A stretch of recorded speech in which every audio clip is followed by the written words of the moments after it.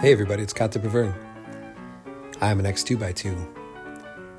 During the process of leaving the 2x2s, during about that year and a half process where I was trying to figure out what I thought about everything and going through the process of leaving and deciding whether I even wanted to leave, whether I wanted to stay or whatever, all that whole thing.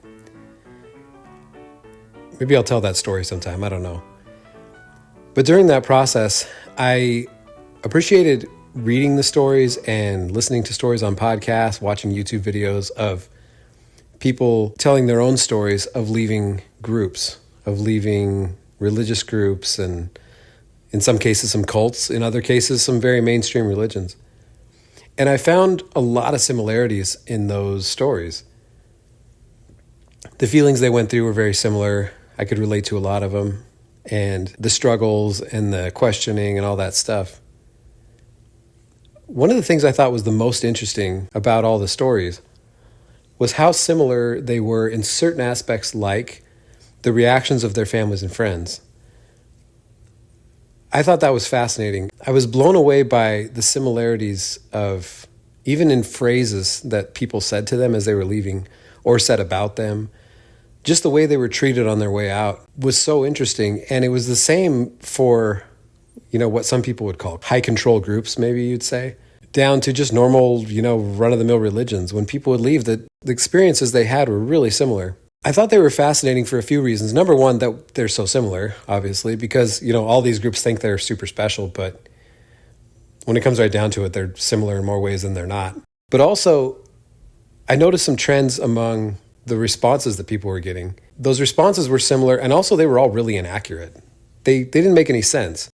Deconstruction, or publicly deconstructing, or making deconstruction videos, or making little biographical podcasts or whatever is really a popular thing right now. I mean, that's kind of what I'm doing.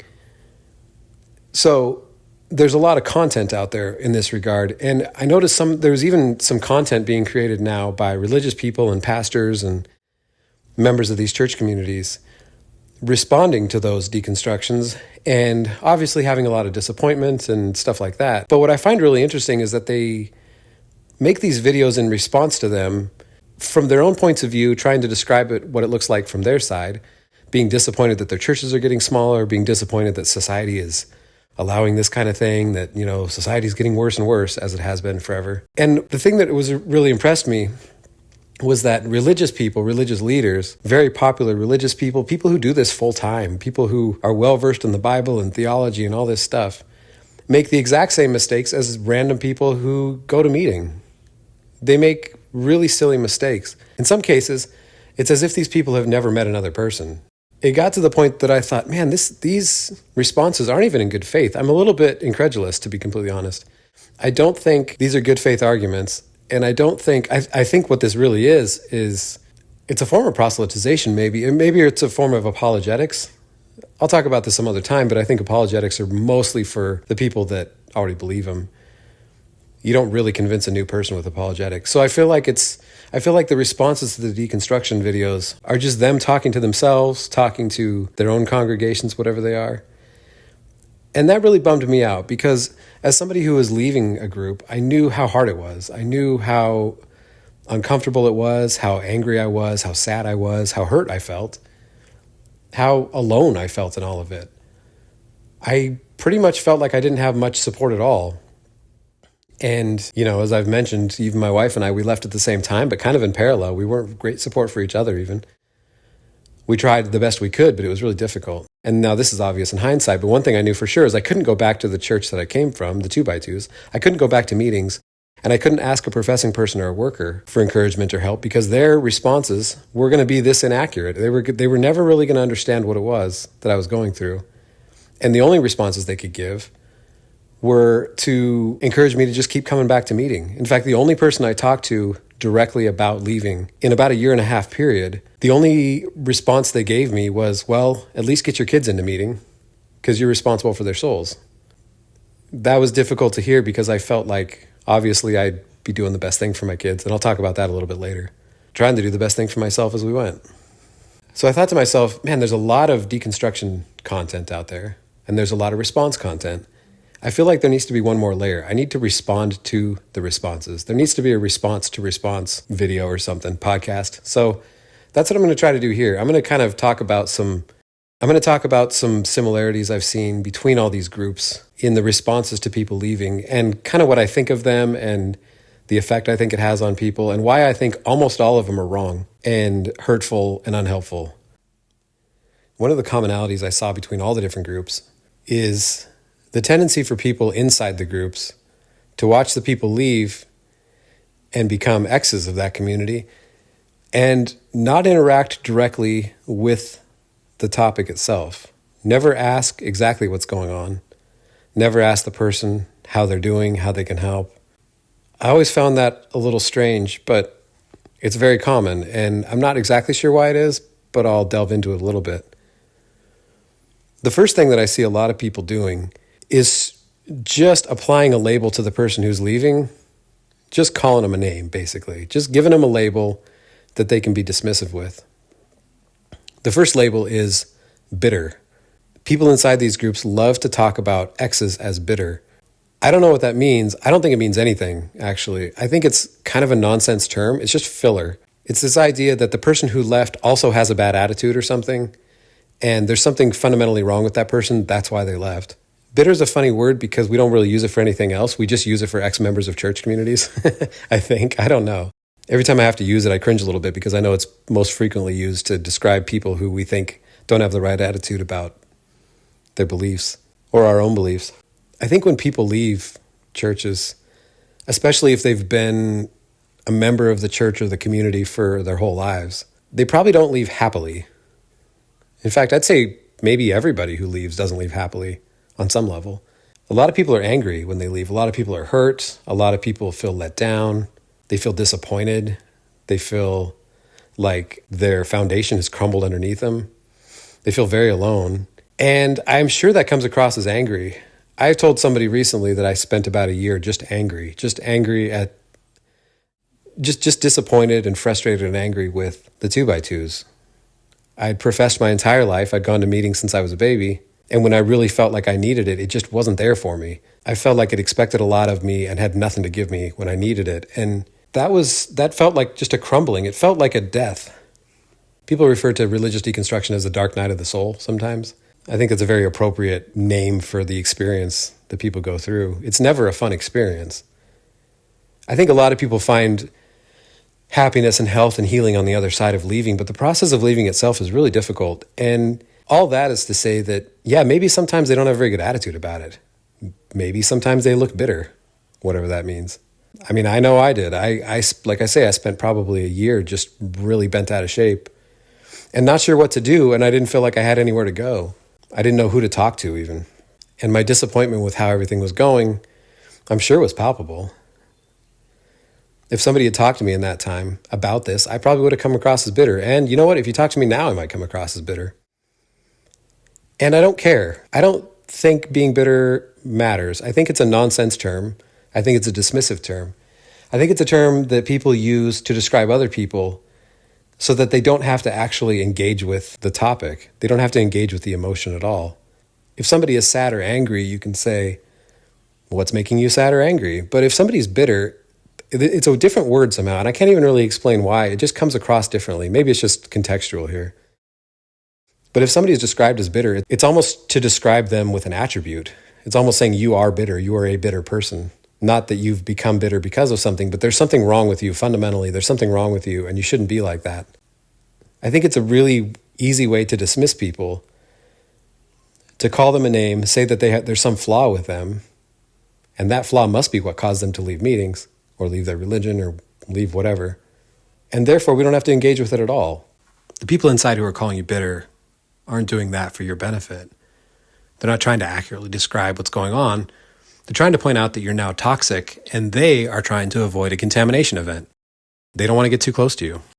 I think that's really disappointing. I think that all these instincts that people seem to have to not engage are really a bummer, because that is what community is for. And when religion proves to not be a community, I think that's what confirms to a lot of people that leaving is the right thing to do. Calling somebody bitter just convinces them that they did the right thing to leave, in my opinion. Calling somebody bitter and just applying a label to them doesn't really do anything except for it absolves the person doing the name calling of any responsibility to do anything about it. If somebody around you is angry or sad, you might feel like you need to address it. But if they're bitter, you don't have to deal with that. That's a bad thing. You're a bad person. You're bitter. In fact, you don't want to be around bitter people. We've heard workers talking about this in meetings sometimes, like, hey, don't entertain bitterness. We don't want to be bitter. We don't want to be around bitter people. We don't want to invite those people into our lives. If a member of your family is sad or angry, you might want to engage with it to help the person out and make the family run smoother. If the person's bitter, you don't have to do anything. You just want to get them away from you. And that is primarily how people are treated as they leave religions. They're pushed away. One thing I thought is really interesting is being part of an X group, as I am, an X 2x2 group, how often people tell their leaving stories as being pushed away. A lot of times people didn't even feel like they left on purpose. It just, something happened and they couldn't square it anymore. They couldn't make life work. And they knew that nobody inside could help them do that. So they had to leave. They always felt like they had to leave. I felt that way too. I didn't feel like I wanted to leave. I didn't really want to leave. It would have been a lot easier to just keep doing what I was doing. But I felt like I had to leave. So the frustration of that and the anger that brought forward, knowing that nobody on the inside could help me, probably made me bitter. That's fine. I don't really know what bitter means, but I don't avoid it anymore.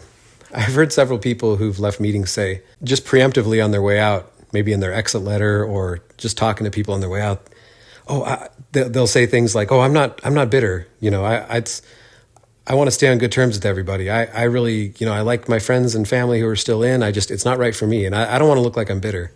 I get it, but also I don't think anybody inside cares.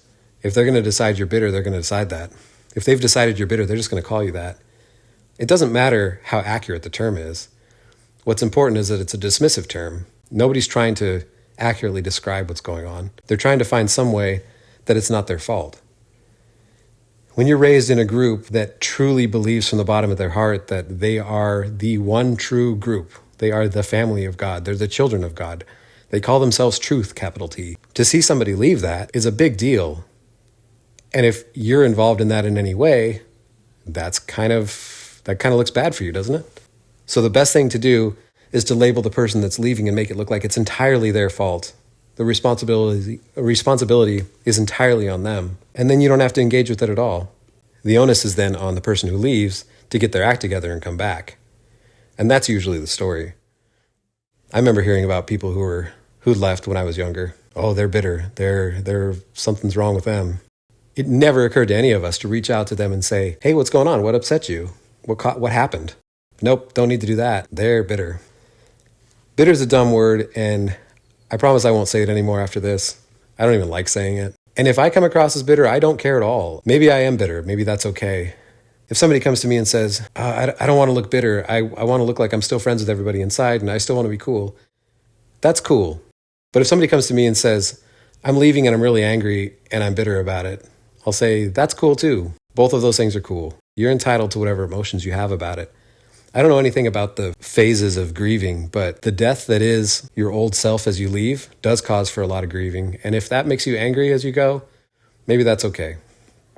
Maybe one of the stages of grieving is being angry about it for a little while. For one thing, being told not to be bitter your whole life amounts to a group of people telling you how to feel about stuff. And one of the benefits of leaving is not having to deal with that anymore. I like the idea that people can't tell me how to feel about things anymore. I want to feel however I need to feel to deal with things. And I'm not going to police my own emotions around it. And I'm definitely not going to let a group police my emotions when I know they don't actually care about them anyway. They're just trying to rationalize their own feelings about it. And they're entitled to do that, but I don't have to listen to it. And that's all I'm going to say about bitter. The next common comment that comes from people inside as they watch former members leave their groups is to comment about how they got offended. Meaning the person leaving must have been offended somehow. Oh, they got offended and left. You hear that a lot. You even hear it in stories of old ex-workers or family members who've left long ago. Oh, why'd they leave? Well, they got offended. I think the people inside are saying this with concern, but it's hard to tell because nobody ever does anything about it. Offended is just another label, just like bitter. It's a label that gets applied to somebody in absentia, never asked or never asked about or validated. It's just a thing they say. And I don't know that it even means anything. Similar to bitter, if somebody's offended, yeah, maybe they are. Every ex who leaves has something that happened that really bothered them, that caused them to leave. Sometimes it's an event, like abuse or some terrible way they were treated or something. Sometimes it's just realizing they couldn't vibe with the culture. The fascinating thing about the whole offended thing is that when you're inside the 2x2s, when you're professing, you hear about offenses all the time in meetings. Workers constantly talk about, well, we don't want to be a stumbling block to somebody else. We don't want to cause offense. We don't want to be offended. We don't want to offend other people, etc., etc. There's the classic verses about, offending one of these little ones. You're better off having a millstone hung around your neck and being cast in the ocean or whatever. All kinds of warnings to not offend people. I don't know if I suffered a lot from the scrupulosity that a lot of people have. In some ways I may have. But one of the things I was very concerned about is offending people. I was always worried about that. I was always on my best behavior around professing people because I didn't want to offend anybody. When I heard that somebody was offended and left, that sounded terrible to me. It sounded like it sounded like an eternal death sentence for somebody unless they got it worked out. The Bible talks about not offending people, and if you do have an offense, or if you've received an offense, or if you've given an offense or whatever, that you need to go meet the person and take care of it. That almost never happens. Sometimes people get together and take their offenses one to another in front of witnesses. And oftentimes, when I've heard second or third hand about those types of situations, I often think that should be handled by lawyers or law enforcement. It sounds like a legal matter, doesn't sound like a sit around and chat about it matter. But thankfully, I've never been involved in any of that, so I'm not going to comment any further. Over the last couple of years, there's been a lot more reports to law enforcement about things because people are starting to realize that despite growing up thinking that the workers spoke for God, they don't really have good tools for handling the more weighty matters of the law. So I think nowadays people are more likely to take their issues to the appropriate resources. So that's good.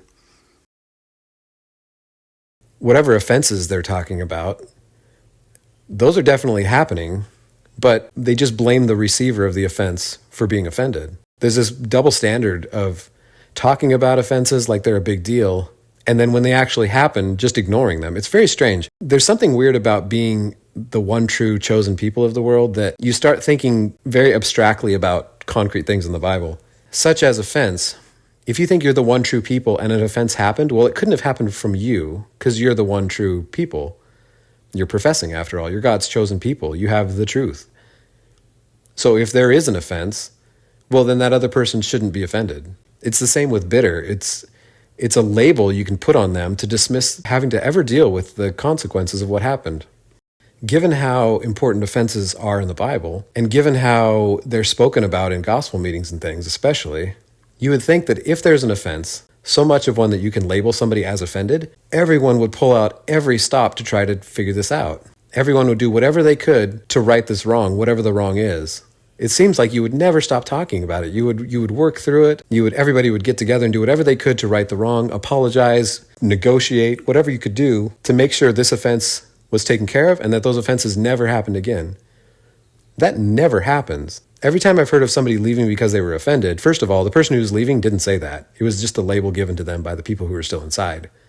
But the people who were still inside didn't make any effort whatsoever to try to fix that kind of thing either. No one's ever asked me why I left. Nobody professing has asked me why I left. And they don't owe me that, but I find it interesting. What if I was offended? Does that go on their scorecard? Is God going to notice that? Is God going to ask them about that at the end? In judgment, why they offended me? I'm not saying anybody did. I'm just saying, wouldn't that be something you were concerned about? I grew up very concerned about that kind of thing. It's confusing to me how a label that important can just get thrown around the way it does. And I think it's because the people on the inside just don't think that it could come from them. They just don't. We're the chosen people. Other people get offended, and that's fine. I've seen workers offend entire rooms full of people in a gospel meeting and say really outlandish stuff, but no one ever comes to them afterwards and say, hey, what you said was offensive, because they're the workers. They're chosen.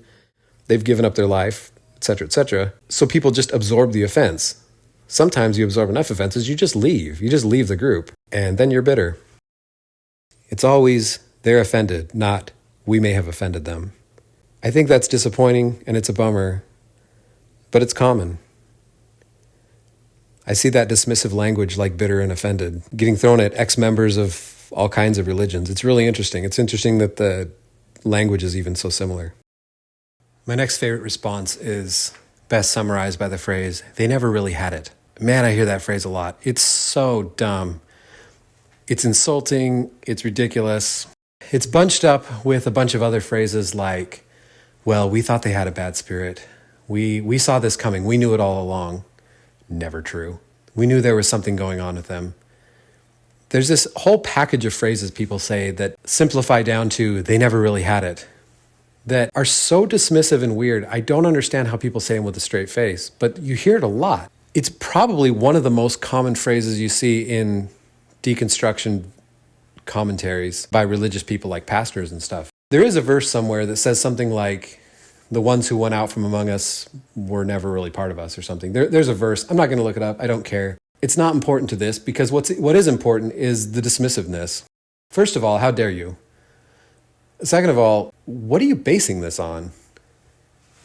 When you say that someone never really had it, you're commenting on their beliefs, you're commenting on the spirit they lived their lives in, you're commenting on their sacrifice, you're commenting on their entire life and their entire service, and you're dismissing it as, it was never really good. It was never really acceptable. It's actually saying a lot more than that even. Man, I don't know how far I want to go with this. If you believe what the Bible says about the Spirit and God's knowledge and God's sovereignty, to comment that loosely about somebody else just doesn't really have it and that's why they left, that seems spiritually risky to me. I don't know. I just think it's a weird thing to say. It's definitely not loving and it's definitely not caring. It's also not accurate. Most of the people I talk to who've left after years of dedicated service. I've talked to many ex-workers who gave up everything they had and went out and preached the gospel freely. They gave up relationships, they gave up school, they gave up everything. They gave up their lives, they gave up every part of their will, and they put up with some crazy abuse, by the way, because they thought they were doing the right thing. And eventually they left, and they just couldn't do it anymore. It was untenable to them for some reason. They didn't believe it, or they just couldn't take the abuse anymore. All kinds of reasons. The reasons don't really matter. But to say one of them never really had it, that their heart never was really into it, besides the fact that it's like, you're not God, what are you even talking about? Second of all, it's just insulting. There's always a few people who say, yeah, I never really liked it. As soon as I could leave the house, I left meetings and I never looked back, stuff like that. That's somewhat common. There's a few of those people around. Way more common is the story of, I did the best I could for my whole life up until now, for 20 years, 30 years, 40 years. I've talked to people in the last few years who were 60 years old, who professed, took part, had meetings in their homes for 40 years, who gave up everything. Sometimes people gave up everything they had financially, trying to do the right thing. Put up with abuse for years and years and years because they just thought it was the right thing to do, to be humble and just put up with it and turn the other cheek. Physical abuse, emotional abuse, spiritual abuse for sure. I know I didn't live a perfect life. I wasn't a sinless person, but I tried really hard. We tried to raise our kids right. We read the Bible with our kids right up until the time we left. We taught our kids hymns and graces and things. We never had a meeting in our home, but we tried to never miss a meeting. We did the best we could. And by the way, we truly believed. We really did. Both of us. I'll speak for the other members of my immediate family. We really believed what we were doing. We had faith that we were doing the right thing. A lot of my deconstruction has been done in hindsight. If you ask me when I first had doubts or first had ideas that maybe I wasn't always going to believe exactly how I believed, I can date a lot of those back a long time. But never, right up until the point where I actually left, did I think I was going to leave. I truly believed what I was doing. I truly believed that that was my calling. I really did. And I think that's probably true for most people. I found out after we left that some of the friends thought that we had left 5 years earlier. And I think that might have just been a rumor that was going around. And I'm not offended by that at all. I think it's hilarious. It made me laugh out loud. But it's like, okay, so maybe I said something somewhere. Maybe I didn't have a good spirit about something. maybe I acted bitter. Maybe I was rude or something. Maybe I did something that pointed me out as one of those people that was probably going to leave someday. But I didn't know that. I was still trying my best. It was crushing to leave. Like I said, I didn't want to leave. I wanted to stay, even though I knew it wasn't the right thing to do, even though it didn't feel right, and even though it felt just crushing and life-ruining to leave. I felt like it was the right thing to do, but I didn't want to do it. And then to hear afterwards that somebody thought, well, I'd left earlier anyway, and I'm sure many people have said that, well, they knew it all along. We had bad spirits all along, but they never really had it. Whatever. You can think that if you want. If you want a real story, you can come ask me, but I know that you won't. And that's very common. I'm not looking for pity on this. I think that's a very, very common thing. It's common for people who leave to never have anybody ask about it, to just write their own story. Give them an emotion like bitter. Blow it off as, well, they got offended somehow. Or say, they never really had it in the first place. Apparently these people think they can judge that. I don't know how they can look at themselves in the mirror after saying something like that. But again, it's very common. I've seen it in a lot of different podcasts and videos and stuff throughout the religious world, and definitely in the 2x2s. I think it's a quick, easy way to say, I don't have to deal with this. Those people are bad. And at the end of the day, isn't that what this is all about? That's why the deconstruction process is so brutal. It's such a dark night of the soul. It's such a crushing obliteration of your life as you know it. To tear your life completely down and start over again, it isn't just because your community's lost. That's bad. It isn't just because the workers and friends and family are disappointed in you. There's also the eternal component, the idea that, man, I don't know what I believe now. That process is gut-wrenching. It's really difficult. And I've been out several years now, and I'm not really settled on what I believe right now. What I believed before, I truly, truly believe from the bottom of my heart. Or I wouldn't have done it. I think a lot of people live in ways that, well, let's put it this way. I think a lot of people, once they get on the other side of leaving, are very happy to have left because their new life doesn't have a lot of the things their old life has. But the reason their old life had things that they don't want to do anymore is because they believed it was the right thing to do, truly, from the bottom of their hearts. They believed it, they had faith in it. Even if their flesh told them that they didn't want to do it anymore, they kept doing it. They kept living that life. So to have somebody come in and say, well, they never really had it, is just ridiculous. It's a silly thing to say. It's so inappropriate. And frankly, comes across as a little bit arrogant. Definitely not helpful. The next fun response is the least serious of the bunch. But I see it so often, I feel like I need to include it in this list. It is one of my favorites, even though it's the most nonsensical. And that is when people say of those who leave, oh, they just left so they could go sin. Like they left meetings so that they could go live a life of hedonism and evil. I think that's one of the funnier responses because it sounds plausible when you just say it real quick. But if you think about it for a second, you realize it doesn't make any sense at all. But I've heard genuine theologians, genuine Bible people, I don't know what to call them, religious people, religious pastors or whatever, apologists. I've heard professional apologists make this argument, and I think they think they're serious. The most obvious point, I feel weird even saying this because it's just so obvious, but it leads to a larger point, so I feel like I have to say it. It's sort of the foundation for the response, my response.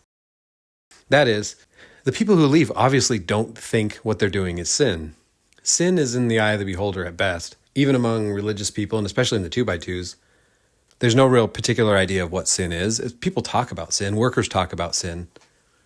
They say things like, sin is an archery term, and it just means you didn't hit the mark. You were just a little bit off. I think that's the basis for some of the works-based thinking within the 2x2s, that just being a little bit off, just not quite being right, whatever that means, is sin. I'll circle back to that point in a second. But to start with, people who leave and go do other things don't think they're sinning. Sin isn't one of those things that people just go and do on purpose. I've never in my life heard somebody say, oh man, I'm going to go sin now. It's sort of like the concept of evil in general. No one thinks they're bad. No one thinks they're doing a bad thing. No one ever says, oh man, I'm going to go do some sin tonight, bro. No one ever says anything like that because they don't actually think that's what they're doing.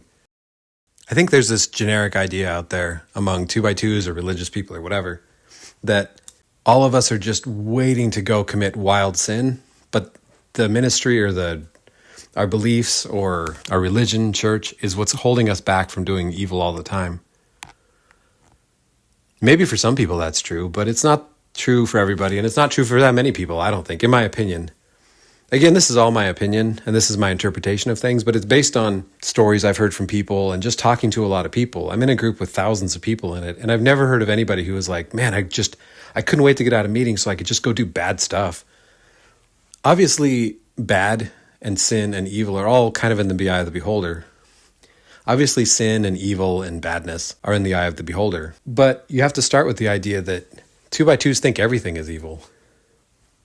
Just missing the mark a little bit is evil. It's sinful. It's bad. They don't have a great description of sin, but they know it when they see it. And it usually looks like somebody enjoying something or having a strong emotion. To them, sin is anything that's enjoyable or evocative of emotion of any kind. So if somebody leaves meetings and goes and has a lot of fun, it just looks like sin to them. There's no difference between that and somebody going off and committing heinous crimes. It all looks the same when you have a really puritanical belief system. Of course, people who leave the 2x2 faith are going to go off and do some different stuff. They're going to explore their ideas. They're going to explore who they are. They're going to explore what they like on just a basic level. I don't even mean that in a crazy way. I just mean, how do I like my hair to look? What clothes do I like to wear? Do I like movies? Do I like having a TV that's not hidden behind a cabinet? It all looks sinful when you're on the inside, but that's sort of by design, I think. When you've left the 2x2s and you just want to explore and learn things about yourself, I don't think that's inherently sinful, but if you're on the inside, it definitely looks like that. What's healthy and normal for an average person looks terrible to somebody who's confined. It's a very healthy, normal thing to learn about yourself, learn who you are and what you like and all that stuff. But when you're inside a group like the 2x2s, they don't believe that. They believe that you have a threefold enemy, the world, the flesh, and the devil. And I'm not going to get into theology here, but the flesh is one of those things that's evil. The flesh is one of your enemies. It's your threefold enemy. You yourself are your enemy. The flesh that you have, the nature you have, every desire in your heart is evil continually, right? I don't know what I think about all this stuff theologically, but it's interesting to grow up with the idea that, yeah, everything I like makes me bad. Everything about me makes me bad. Everything about me that is my own desire, my own will, meaning I enjoy it, I want to do it, is sinful. So of course, when people leave meetings, they immediately realize they don't know what they like. They don't even know what they are into. They want to learn about themselves. Now that can go off the rails sometimes. That isn't always a smooth process. For some people, it's as simple as, hey, I'm going to go listen to music and watch movies and wear jeans sometimes. For other people, it can be destructive. It can look really messy from the outside. I've talked to many people who feel like they made really poor decisions when they left meetings. In fact, I've talked to a lot of people who feel like they still don't know how to make good decisions. They grew up with a whole belief system that was cookie cutter and handed to them on a silver platter, and they didn't learn how to make decisions. They didn't learn how to navigate the world, navigate relationships, learn how to be safe with things, and they made mistakes. And it's unfortunate to me to hear that happens. It's sad to hear when people make really big mistakes and make regrettable decisions and decisions that may even affect them for years. But to paint that as them going off and sinning and, giving themselves over to wanton evil is a real disservice to what they went through. I think it's a little disrespectful, frankly. There's an unfortunate tendency to oversimplify really complex problems. And one of those complex problems is somebody leaving their belief system or even just changing their belief system a little bit and struggling to do so. For a very long time, people have not had a lot of support when they leave these groups. And mind you, when I say leave these groups, I don't mean turn into an evil 2D Disney villain against the group. I mean just change their belief systems a little bit. Not everybody leaves, and people who leave go into all different types of belief systems, whether they find another church that they like better, or they don't believe anything anymore, or maybe even they want to take a break from taking part in meetings, but they'd still like the community or something. All of those kind of look the same to the people who are inside, who are trying to just not miss the mark, who are trying to live a perfect life because that's what Jesus wants of us. I feel like I've seen a lot of stories since I left about people who just really needed a little bit of encouragement or support or something. I don't even know what that something is, but So many people have said that they left the truth, the 2x2s, the meetings. They've stopped professing and didn't talk to anybody for a very long time. And I'll circle back to this point in a second too, but a lot of people don't have a lot of support and end up sort of thrashing in the dark for a while, trying to figure life out on the fly.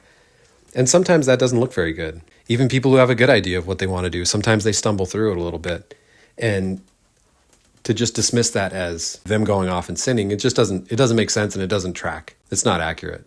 If you're driving by a construction zone and it looks like a mess, that's okay. It's still a construction zone. They're still building something, right? And I was just thinking the other day, sometimes where we live, there's a lot of construction going on and you'll see buildings torn down and being replaced by another building. Yeah, it's messy because they had to tear a building down first. If you just looked at that and said, that's evil, that's an evil building they're building right there. Well, how do you know? You can't tell. It's a mess and it takes some time. It's going to take a while for me to build my life again. I'm going through it myself. I don't exactly know what I want my life to look like post 2x2.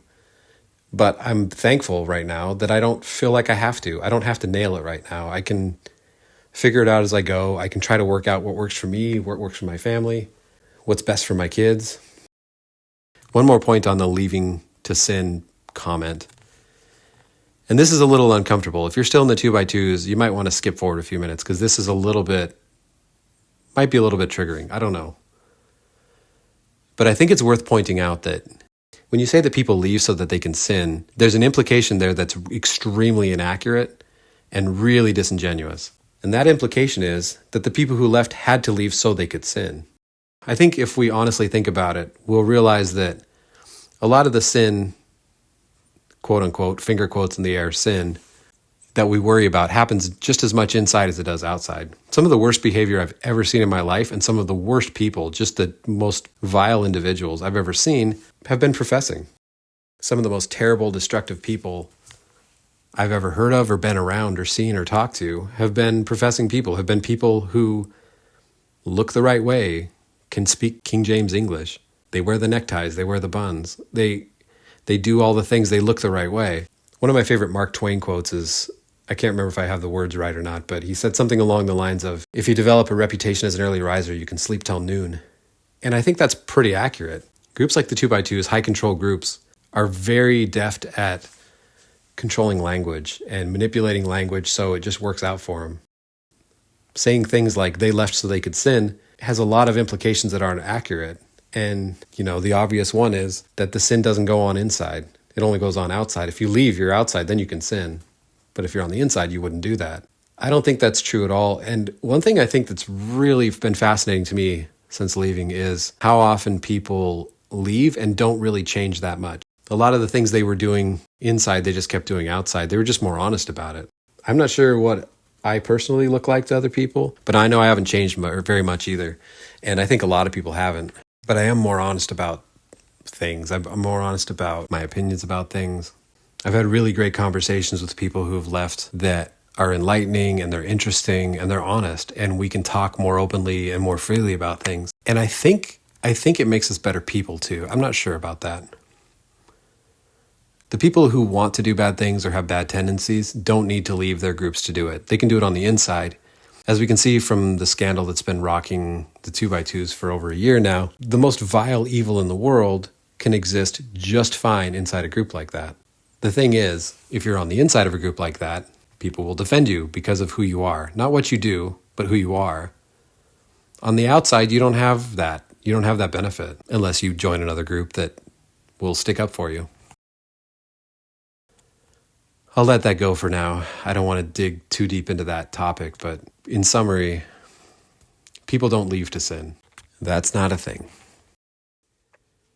So this is going quite a bit longer than I'd planned.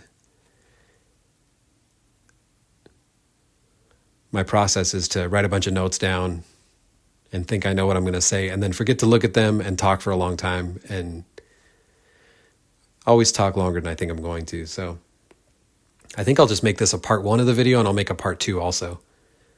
I have a few more items on my list of responses that I think are dumb or inaccurate and just generally wrong.